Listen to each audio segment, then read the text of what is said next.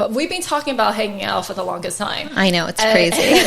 And this is great because I don't want to just like use my podcast as a way, to get people to hang out. Oh, well, to get people out to Pasadena. Exactly. That's the trick. That's the trick.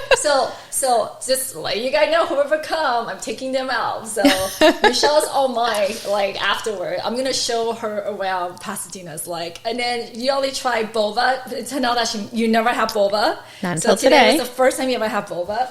And people always know I love boba. I'm addicted to it, so I can't quit. Horrible. But she likes it. I do like it. Okay, cool. And then, so we're going to show her around. So before we start, I always have my guests, like, this is my new thing, to pick a card as the intention for the day. Ooh. And this is actually made by my friend from Norway, believe it or not. It's beautiful. It is beautiful. Any card I want? Any card, we can set like an intention. I'm not a tarot card reader, but I just thought it was always nice to show her card.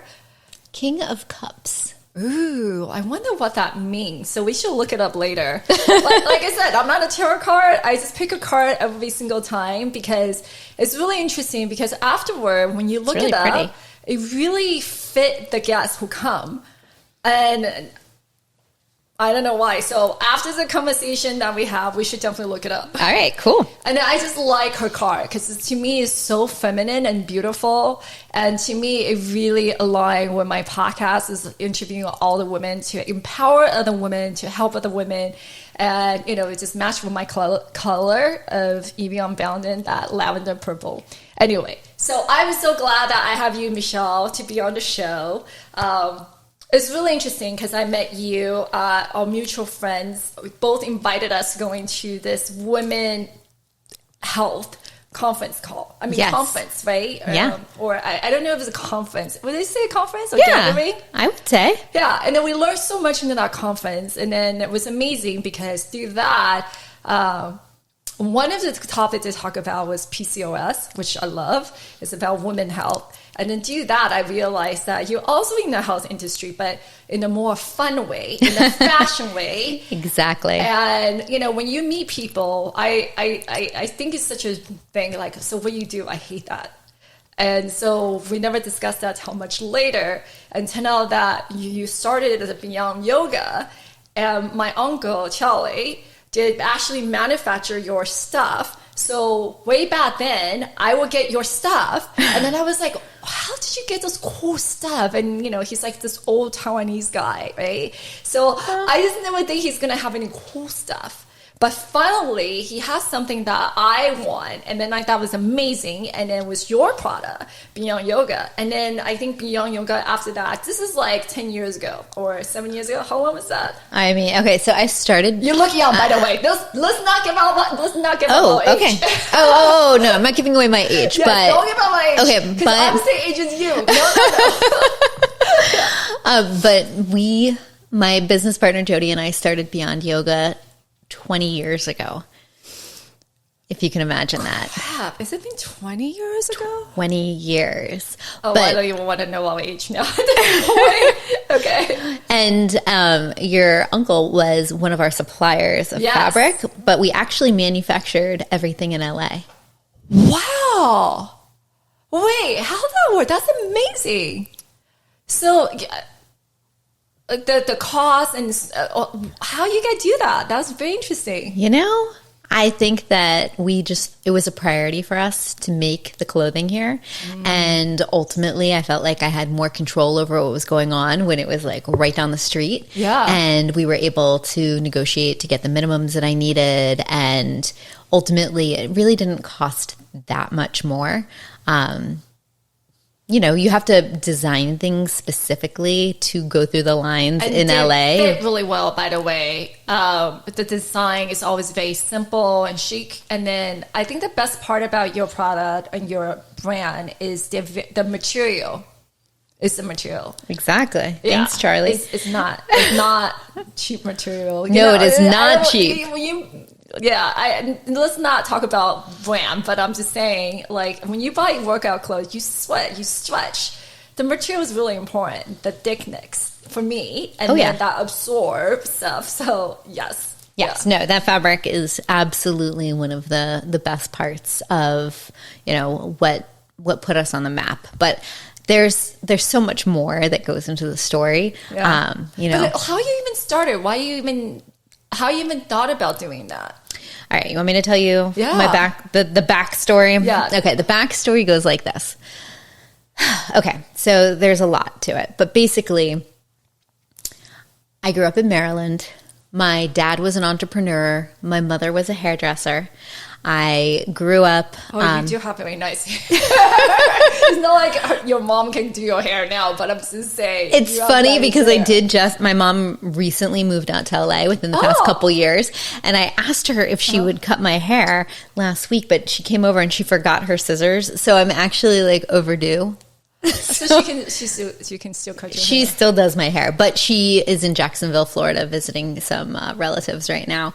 So I was like, all right, I'll wait till you get back until I get a haircut.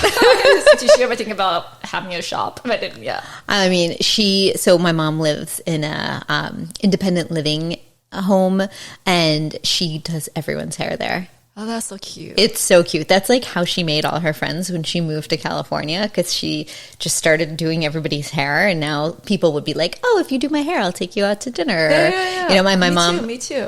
My mom doesn't drive, and so they're like, "Oh, I'll take you to go shop at that store." And so she like barters, and she does everybody's hair. Oh wow! But that's always how it's been. Like, I grew up with my mom bartering haircuts for people to like fix things around our house. So did you barter your yoga outfit or something? No, but anyways, I grew up, I was really close with my mom and my dad. My dad was this like entrepreneurial, force. And I grew up watching him and learning business, from him. But I also, I watched my dad build his business from nothing into something amazing. And then I watched him lose it. And so that was a very like important part of my childhood, was kind of seeing the downfall of this empire that my dad had built, and just watching the like personal tribulations that that he went through. And I think that it made me. I'm surprised I decided to be an entrepreneur after that. I was going to ask you that, because sometimes when you see your parent going through that, you create some kind of fear or trauma.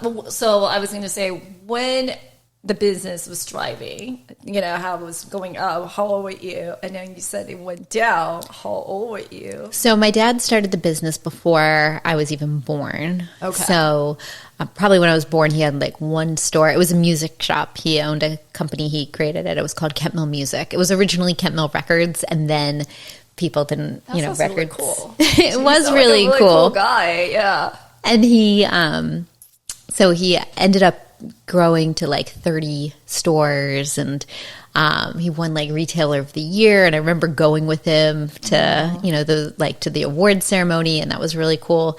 And then probably when I was in like freshman in high school, that's when things started really to decline, because like MP3s came onto the scene, and Best Buy and Circuit City, they started selling music or they were selling CDs at like $1 above cost just to get people in the door. And so really cutting the margins out of the business. And it just became just a really different landscape for the music industry. And oh my God, your dad's business would be like a business school study case. Oh, absolutely. Yeah. Absolutely. Right? It's almost like a Blockbuster. Exactly. Yeah. I've actually been to that last Blockbuster that still exists in Oregon. You did? How that like? It's really cool. I did. And he was like, what is this? I don't understand the concept. That's what I was going to do. Did you still have it? Because I want to bring my It's still there. It's in Bend, Oregon. Oh, all the way over there? Yeah, all the way over there. Okay, but so it's not like Portland. It's like, okay. Yeah, but Bend is cool. It's beautiful, but it's like, there's no direct flight there. There's not that many direct. I think you have to fly. It's a small airport. Yeah, I don't really remember how we flew. Yeah. See, the only reason I know is because I know there's a famous golf course there. Or else I wouldn't even know about it. But yeah. I don't even know about that. Yeah, but okay, so that would be like a case study. Yeah. So you use your dad's pretty much as a way of a case study then. So for me, I think that I just, I learned a lot about business by being around my dad, but I also, I think it shaped me into being a very conservative entrepreneur. And then the other side of it is my mom, who, it was in the hair, it was in the beauty business.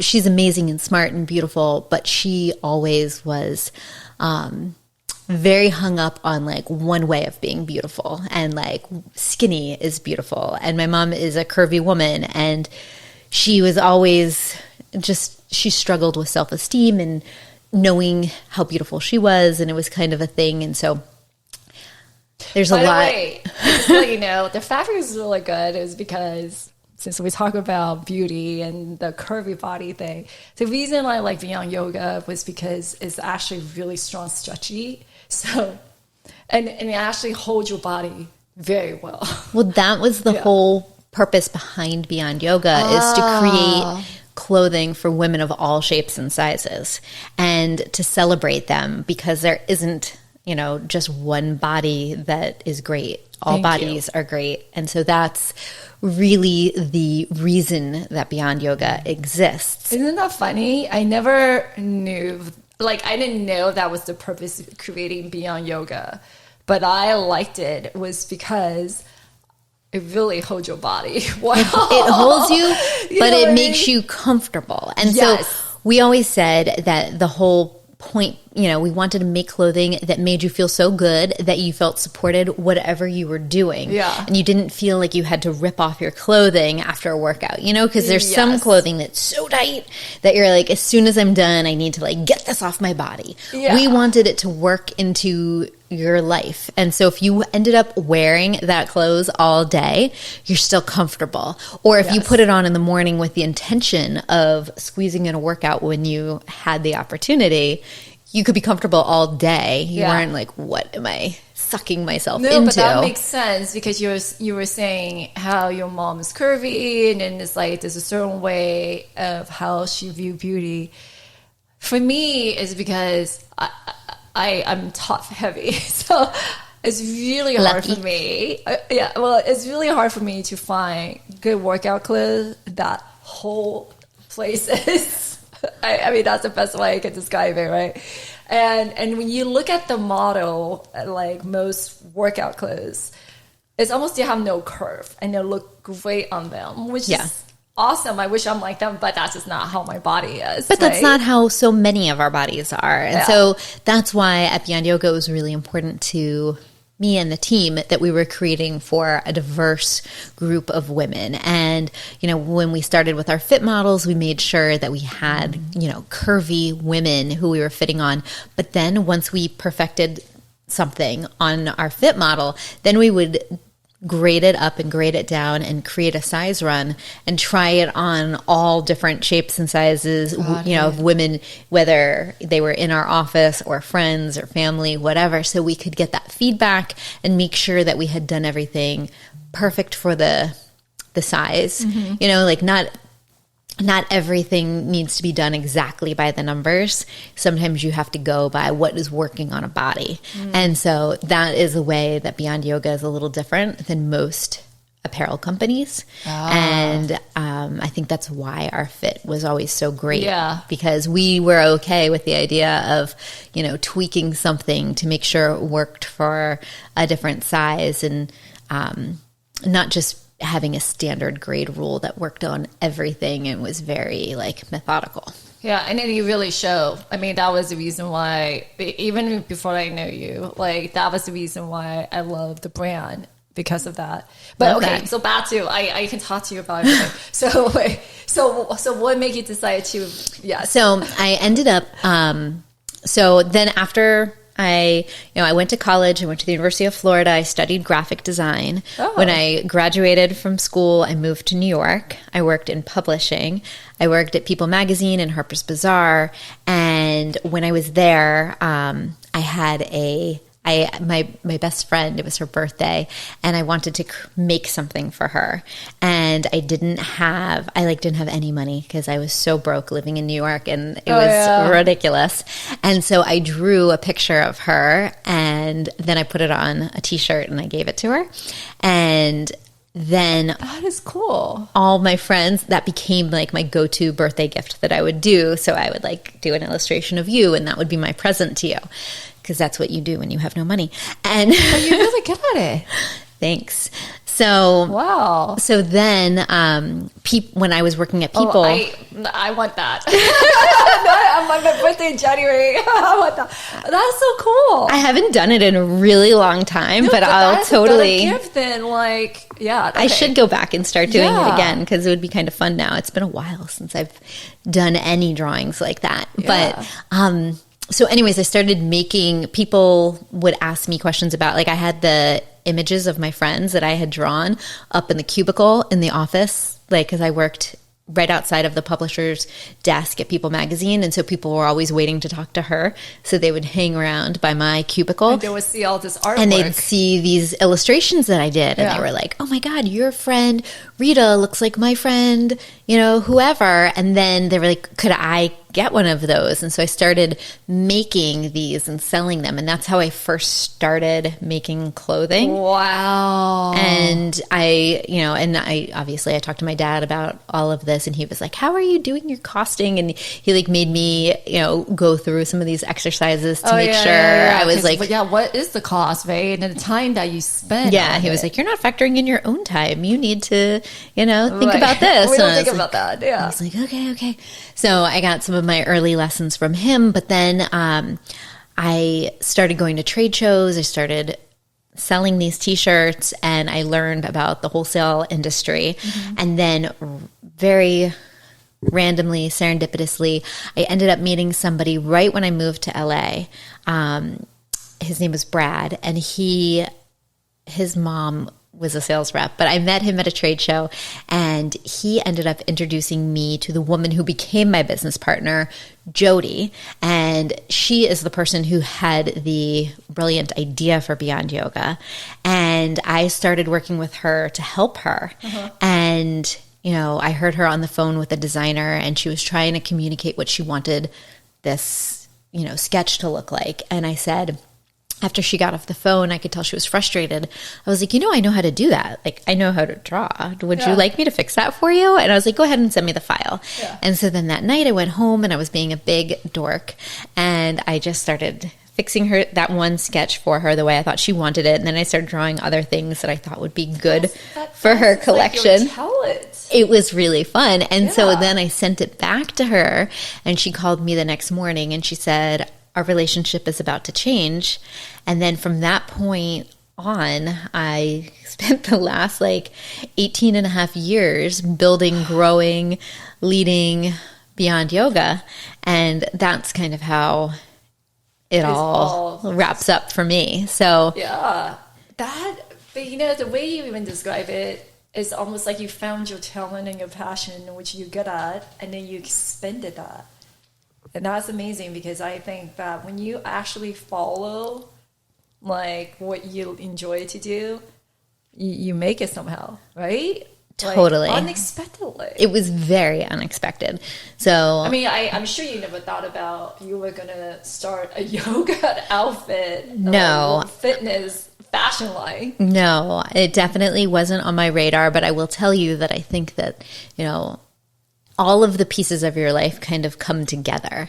And so, the education that I got early on from my dad, the motivation I had from my mom, because I wanted people to understand the idea that, beauty comes in all different shapes and sizes. And that was deep rooted in me. And then also when I went to work in publishing, I also saw all the Photoshop that was happening in women's bodies, and how it's creating a messed up version of what is reality for women. And because they always have the super model type to try on their clothes, which they look beautiful in it, but they're also, even the models are photoshopped. Even the celebrities in People magazine are photoshopped, and I didn't know that. But then I know, but for a while when I was growing up, you don't know that, right? You don't know that, and that's what you look at, right? Yeah, and then the clothes they mostly make are for them, not for regular people. So exactly. So when I met Jody, and then she shared with me her vision for what she wanted to do, I instantly fell in love with this concept, and it it really didn't even feel like work from that point on. I mean, it was very hard work, and I worked my ass off not to ever take away from that. But I loved it so much. I loved the people I worked with. I loved getting to design the clothing with, in the beginning, it was just me and Jody, but we quickly built a team. We worked with so many different amazing women. I had a team of, it was like we were 90% women. And that's awesome. Yeah. So, it was a really incredible experience. I had amazing vendors. I had amazing, partners who we sold to. I loved building the wholesale side of the business, getting to go meet with the buyers and get their feedback on the line and see how things sold through and, beat their expectations, all of that. Because you were never in that industry until you actually got Beyond Yoga, right? Exactly. I mean, I was doing, and when I say with the other company that I had started, the illustrative designs, it was called Unsweetened. It was very small.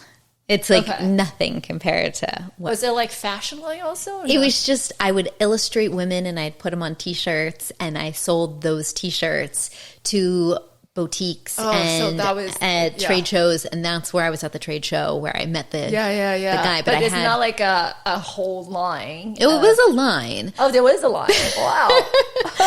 Okay. And I had line sheets, and I think my biggest order at that point, I sold 100 shirts to one retailer. That was my big thing. Yeah. And and I was hand manufacturing all of this. It was a very different.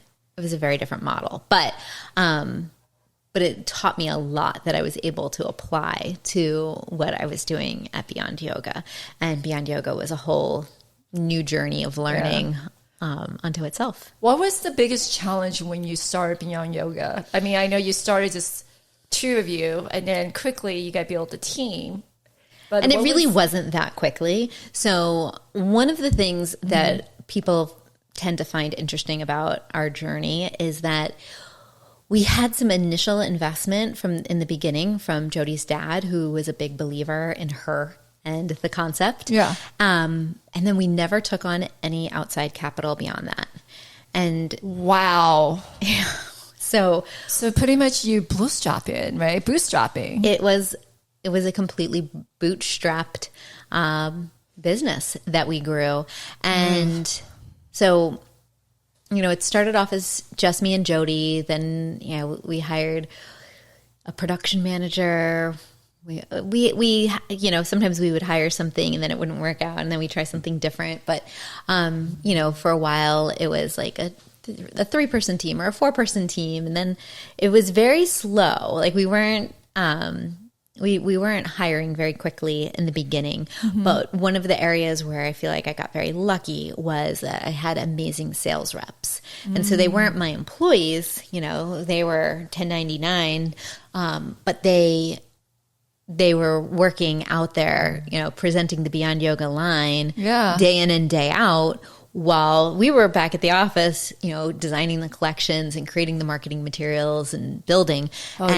Sales team is very important. But the sales team was out there selling, but it was helpful in the beginning to have an external sales team that basically, survived off of commission, because if they didn't perform, I wasn't paying them. Right. And I would have the money to pay them because of the work that they did. Yeah. So it really helped fuel the business. And then it also helped, the people I worked with in the beginning, I can't say enough great things about. They really got us into so many, small boutiques and studios, and people found out about the brand because of us, because of that. Yeah. And, I mean, is that how you know our mutual friend Lisa? Because Lisa carried your stuff in her studio, the Pilates studio also. She did, but that isn't how I know her. I know Lisa because I'm a crazy MDR fanatic. Me too. I have this 30-day Pilates challenge. I'm telling you, Lisa, if Lisa had one near my house, then I would have gone to her every single day. But Yeah. Well, I became friends with Lisa because I started trying to go to MDR, and it was so packed. And every time I'd go to sign up, any of the classes that I wanted were full. So I wrote to her, and I decided I was very strategic. I was like, I'm going to write to her from my Beyond Yoga account. Maybe that'll get her attention. Smart. And I was like, hey, I really want to come to one of your classes. And Lisa, of course, she's so warm sweet, to everybody. And she was like, absolutely. When do you want to go? I'll get you in. And then we became fast friends, and she's one of my closest friends to this day. So, wow, that's such a great story. Yeah. And she always carried Beyond Yoga, and she still does to this day. And it's really great because I'm not at Beyond Yoga anymore, but it's really nice to see your brand. It's almost like your child is out there, and you just see how great your child's still doing, and in the real world still, right? Exactly. It makes me so happy. I always say, so fast forward down the road, we grew this company after 16 years, right after COVID, I got a crazy LinkedIn message from somebody at Levi's, and that is what ended up ultimately becoming, Levi's acquired Beyond Yoga. And so I stayed on with Levi's for 2.5 years on the executive leadership team, and I stayed on as CEO of Beyond Yoga. But I left after I had been at the company for 18.5 years, and it was pretty crazy. But I always say, I felt like, selling to Levi's was like my kid going to high school. Yeah. And then when I stepped away, I felt like my kid went to college, and I needed to, keep a little distance in the beginning and give my kid some room to grow and learn from the new professors. I was going to ask you that because I think for a lot of founders, it's really hard for them to step down, Very hard. Because it is their baby. Yeah. I always say it's pretty much, it's like it's a child, but it's not human form. Because you work your butt off, right? You were saying, you put all your effort in there, and to see that how your baby turned out to be so successful, it's like you're so proud.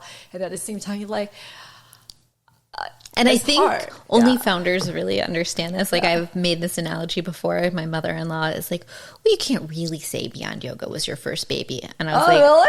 Oh, yes, I can. No, I was let me explain. Yeah, I totally get it. My godfather has a business, and we all teasing him that he actually likes his company more than he likes the kids. That's not true, but he treated his company like one of his child. Yeah. So, and that's how I feel about Beyond Yoga. It is, my firstborn child, and I, will always love it and want the best for it. And it makes me so proud when I see it out there. And just this past week, I saw they were doing amazing marketing at the US Open, and I was so proud. I wrote to the new head of marketing just to let her know how awesome I think she's doing, and it's just and they do a great job, because I was in Central City last week. I even took a picture and texted to you. I was like, it's really, I don't know. I do I notice window display a lot. And then, so I know it's not really your product, but in a way it was like, they're doing a really good job.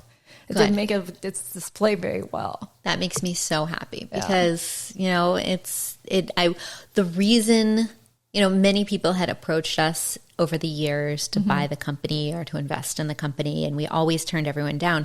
But the reason I was going to ask you, what made you to decide Levi? Well, first of all, Levi's is an amazing organization. They are really rooted in their values. One of the things that they always said was, principles over profits, which I have a lot of respect for. I like that. I wasn't expecting a publicly traded company to have that point of view, and that made me I agree with you.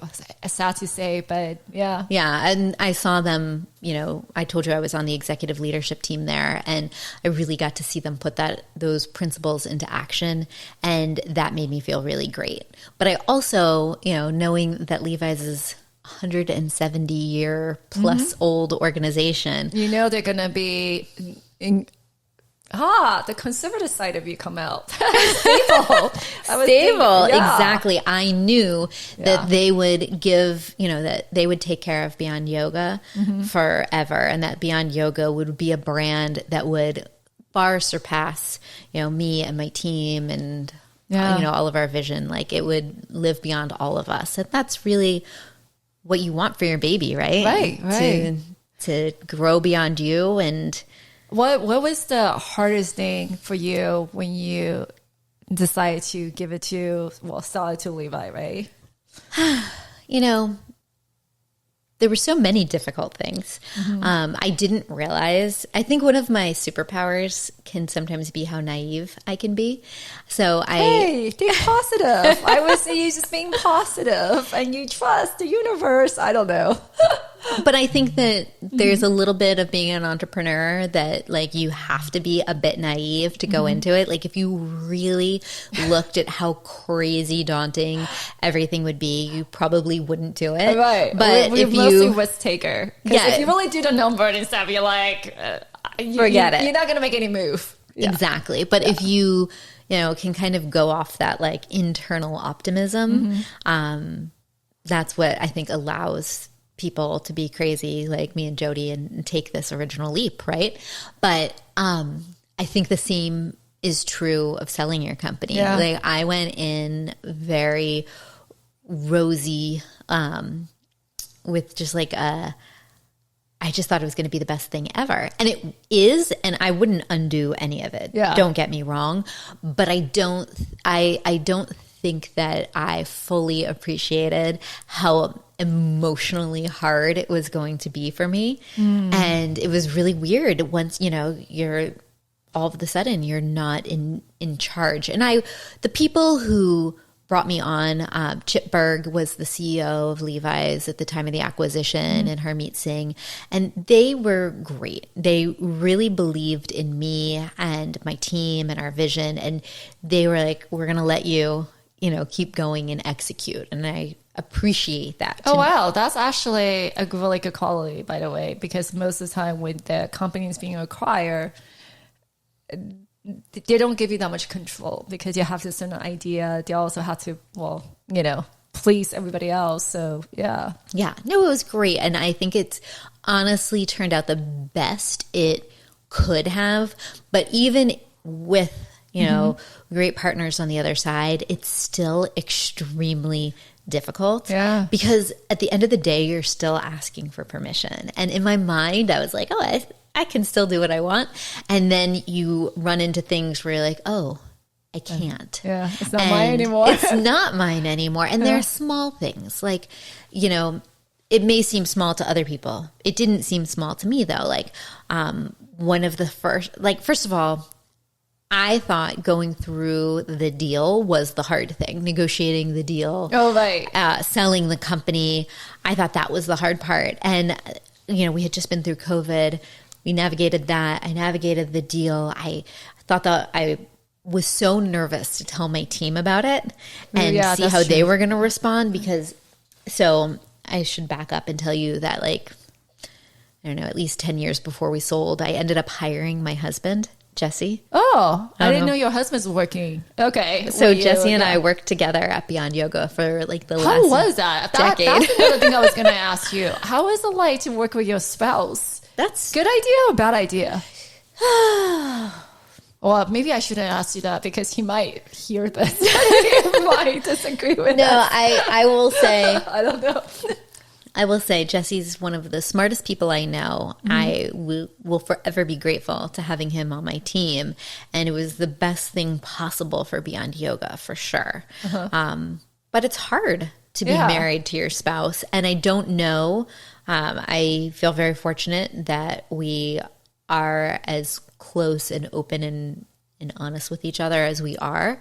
But it definitely took a toll on our relationship. Because you see him at work. When you get home, do you guys still talk about work? Of course. Yeah, I know. Yeah. And so, and that dynamic worked for us really well for a long time. But where I realized that hard was when we stopped. Because then you're like, that's interesting. Oh, now we don't have this like big thing that we work on together anymore. You know what? It literally is like your kid. You know it's how literally like our kid. Yeah, it's like how a couple have problem with when they have something to talk about, and then when the kids go to college, then I was like, empty nest, and then like, what are we going to talk about now? Yeah, and Jesse and I are never short on things to talk about. Anyone who knows either of us knows that we both can fill a conversation very easily. But it's almost like you're going through retirement. And you have to figure out like, hey, what do you want to do with your time? What do you want to do with your time? Yeah. And it's weird because we're going through, and we're going to both, go back and do other things with our time. But there's this like kind of pause that we're having in our, I don't know how to describe it the right way, but we have to figure out what our purpose is. And, for me, you know what, this should definitely have, how many people out there? I mean, you, Ellen, I mean, like just working with the spouse, and then I always wonder how that made their marriage, like, because like you said, you talk about this stuff at work, you're definitely going to talk about it when you're at home. So how that dynamic change or work.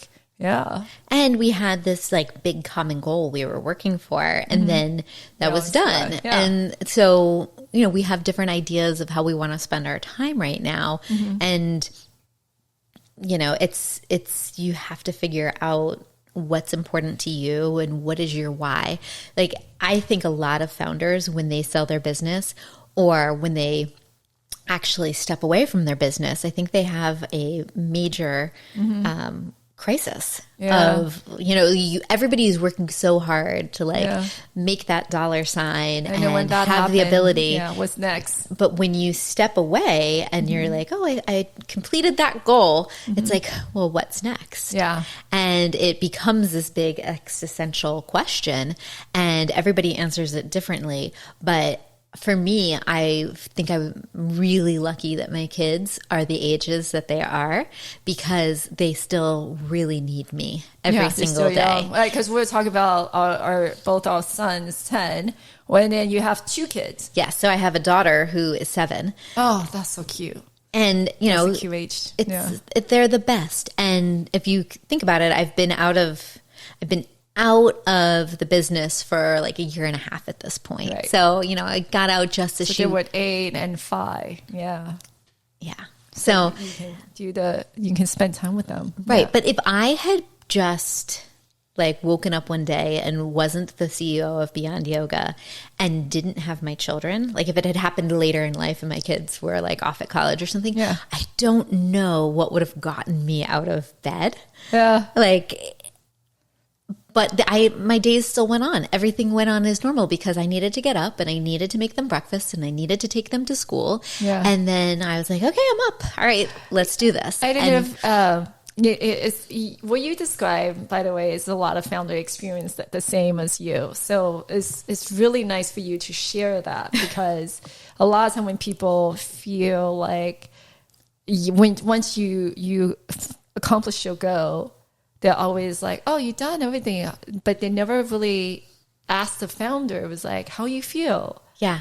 Like, Jesse used to like tease me. He's like, you're the most unsympathetic victim. He's like, poor you. Right, you just built this amazing company, sold the company for, so much money. And now you don't know what to do with your time. Yeah. We're all going to feel real bad for you. Right. But it's real. And he also, reminds me that about this he read the book, I think it's called, I don't know what it's called, maybe Virgin, but by Richard Bronson, and it's about, I love him. Yes. And when he sold Virgin record stores, he was like made so much money, and he was doing it so he could start his airline. Right. But he was walking down the street and he was sobbing. people are like, what is wrong with this man? He's like, just became like so wealthy and is going to go fulfill his other dream. But it's like heartbreaking to walk away from something that you love so much. And it's weird. And, you know, it's not something that everybody is going to understand. But for those of you out there listening who do understand. No, I love this because it's real. Yeah, because I'm so glad you share that. And you're right, because there's not that many people you can share this with because you're not the most sympathetic victim, right? Because it's like, oh, poor you. Exactly. But this is the reason I like my podcast, because I actually really enjoy sharing those with because the other guest that came to the podcast is Health Aid, Kapucha, Vanessa. Yeah, I so love Vanessa felt the same way as you do. And she was saying the same thing. She's like, now I have to think about what's my next step. And the good thing about her, also, her kids are even younger than our kid. So she was like, at least you can, you know, spend time with the kids and stuff. And you know, but she still wanted to figure out what she wanted to do next. Yeah. And so the interesting thing about my particular situation is it's not just me going through this, because I have a lot of friends who, you know, have gone through this, but their, you know, significant other is still, you know, a lawyer or a doctor or doing something else. But now it's me and Jesse, and we're both like, so what are we going to do? So what are you going to do? You know, I still don't know. Are you going to do something together or separate this time? I still don't know. And that's the big question is, you know, like I said, he's the smartest person I know, the best person to create a business with. But is it what's best for, you know, our day to day? Yeah. I don't know. So, you know, just trying to figure that out, make sure that if we do something again together, it's for the right reasons and is really going to, you know, be what's right for us. Yeah. And yeah, but there's a part also where I'm like, oh, you're going to do that with someone else? Like it makes me a little jealous to, you know, not necessarily be together all the time. Also not, it's not uncommon to feel that way, because we also have guests that work with the husband in a business, and then the husband doing something else. They do feel like, I feel left out. Yeah. And so, you know, we're just, it's an interesting time trying to figure it out. But the things that have really given me purpose over the last year and a half outside of my children, which that gives me a lot of purpose, is just helping other entrepreneurs and really leaning into the female-founded community. I've met so many amazing people in the last year and a half. Yeah. And, you know, I've had the opportunity to speak at UCLA, to speak at USC. I'm actually going to be teaching a course at USC in the spring. So, wow. Yeah. And like, I'm getting to meet so many students and talk to them. So I've been giving a lot of my time to other people and helping them. And sometimes it's just listening to them. Sometimes people want advice. Sometimes people need a connection. Sometimes people just need someone to like hear their pain. Yeah. So I've been doing a lot of that, and that's been extremely rewarding. And then, you know, and I always think about what's next and maybe, you know, would I like to make another clothing company? You know, there's a part of me that really misses making clothing. But I also am not ready to build another empire. Okay. I get that. Not just yet. So, you know, those are the things that are on my mind. And then also, you know, we started a charity when we sold the business. And so figuring out how to, you know, best use those funds and make that go as far as possible. And we've been doing a lot of investing, and I'm trying to learn about investing and how important it is for women to invest and, you know, to have a seat at the table, and trying to just educate myself on those things that I didn't spend a lot of time doing before. So, well, talk about charity. What charity are you thinking of or you forming? So like if people wanted to help out They would Well, that's love the to do thing. that. So we created a charity. It's called the No Rose Foundation. Okay. But the idea isn't to get I'm not trying to raise funds for it. I'm funding it, but I'm trying to figure out the best things to do with the money. Okay. So, in some ways I'm using the money to invest in other companies that are, like more like impact, investing. Okay. And then in other ways I'm using it, like to fund research or to do something like at my niece's my niece goes to the hospital to get these certain treatments every month. And she wasn't, it wasn't like set up really as a fun environment for children. And she was spending a lot of time there. So we talked to the hospital to see what can you do to make this more enjoyable for kids. So we, helped fund something like that. So there's different things, and Okay. there's not one subject that we're steadfast, like this is what we're going to do, but we're constantly just trying to figure out like where can we Even have just with that, I feel like your daily life's still very busy. very busy. Yeah. Just because you stepped down, leaving the company, doesn't mean your life getting any easier or less busy. You choose even getting you to be on the podcast is difficult, So you choose your busy, and so that's the thing that's really been nice about. I like that you choose your busy, because when I stopped the day to day of Beyond Yoga, all of a sudden there was a huge void in my life and a huge quietness, and I was like, oh, it's Monday and I don't have to get on, back-to-back phone calls, reviewing the line and talking to the sales team and doing these things. Even though I enjoyed talking to all those people and they were all fun parts of the business, I was like, I get to decide who I'm going to get on the phone with right now. And it's just figuring out how you want to spend your time. And I don't think that there's any part of me that's less busy. I'm just choosing my own busy and picking to do the things that make me happy and give me, I feel like are having more of an impact, because as the CEO of a company, you get to support so many people and you get to touch so many people's lives.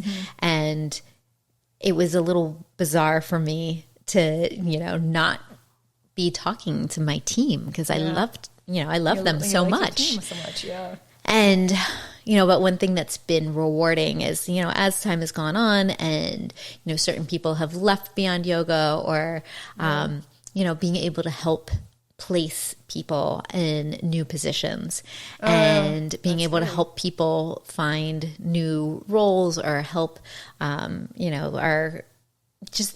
of the people who I worked with, whether it's our contractors or, our sales reps that I worked with in the past, like connecting them with the great new entrepreneurs that I'm spending all this time talking to. And it's really cool getting to kind of, play matchmaker a bit. And I don't know. I feel like that could be your next, I'm just saying, that could be your next project. So it's definitely a passion, not anything that I'm looking to monetize, but it makes me really happy to help people and connect them with the right people. So that's what I'm doing now, and we'll see. Yeah. We'll see what's next. I actually think that sounds great. Like, it does help other people. Anyway, we'll see. We'll hopefully next time when you come back, you can tell me your new project. And then it's going to be, I don't know what's going to be. But so by going through all this, right, you watch your dad going to the business up and down, and yourself actually bring your baby and then sell it to a great company that you trust. Like, doing all this process is not always easy. We talk about the hard part, the low, just like any entrepreneur, you have to take a chance. What would you say the biggest lesson that, looking back, going through this journey, that you would give other entrepreneur? Just be kind to yourself. I feel like, yourself, huh? Yeah, I just think there's so many opportunities every day to either give yourself praise or beat yourself up? Oh my gosh, I don't know why. I just felt that chill. Because I write journal every day. That's great. And it's called 5-minute journal. I don't know if you see that journal. So it's like literally they give you a little quote for the day and then you write down. And the quote today is being compassionate towards yourself.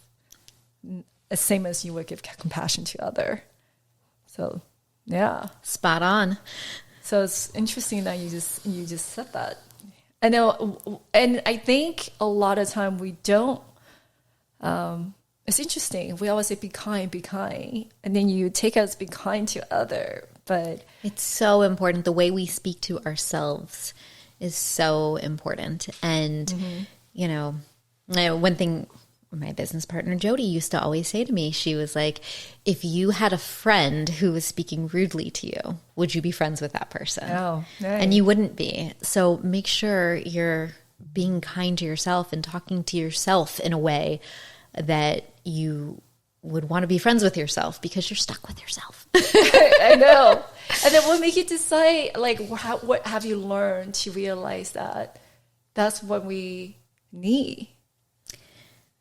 I mean, I think that there's so many ways to look at every situation, and you can either focus on the positive or focus on the negative. And it doesn't mean the day was any different. It's just, how did you look at it? And, you know, every day doesn't have to be like a huge win. But if you're just a little bit better than the day before, and being better can be, I was just kinder to myself. You know, you will move forward. But when you're constantly berating yourself and putting yourself down, that's when you can't move forward. Thank